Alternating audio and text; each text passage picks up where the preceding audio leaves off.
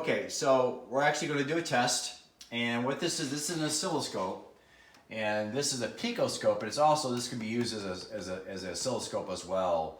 But this tells me this is a spectrum analyzer and oscilloscope, but I like to use this a little more expensive version of the oscilloscope here. And what I've got here, we haven't done anything yet to the house, we haven't mitigated nothing yet. We're just trying to find out what's going on.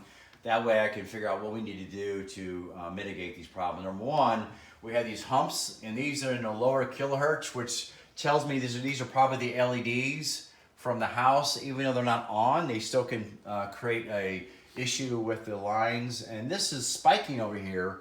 That's usually a sign of dimmer switches. Now, we've checked the house out, there's no dimmer switches here, but that's usually it might be coming in from the neighbors, even through the water pipe. So these little humps, these are harmonics. This is 6,000 times a second.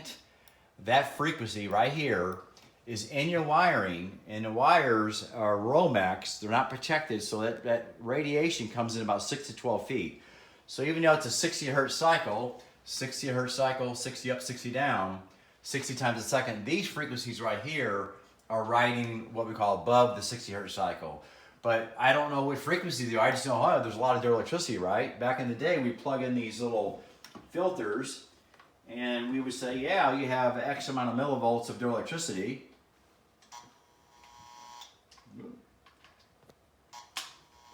Okay, now this one here, you can actually hear the noise. So I like that one because you can hear it. It's 155 millivolts, which is actually pretty low compared to most of my houses I go into.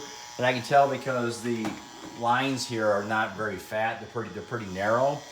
I'm gonna go and leave this on because I have a couple of filters, even though we haven't done all the mitigation yet. But these are some products that we use as building biologists to eliminate the stuff that rides above the 60 hertz cycle. So what I'm gonna do first is plug in what we call a Sine Tamer. And a Sine Tamer actually goes in at the box. Usually this helps more with the smart meters. And I haven't checked outside yet if they have a smart meter yet, but usually it's more of a smart meter, lower voltages. But if it's an LEDs, usually I do better with what we call the DNA filters. I'm gonna go ahead and plug this in, the bottom down here, and see what happens. Not a whole lot. And this thing didn't go down, but not that much at all. So it's probably did some, but it's not making the noise go down much. So I'm going to unplug that, put that back up here. Again, this goes in at your breaker box. It also acts as a surge protector, so it has some benefits due to that. Now let's go ahead and plug in this big guy here. This is my DNA filters, and every house is different. Not every house needs a DNA, not every house needs a Sine Tamer. I'm going to plug this in. There we go.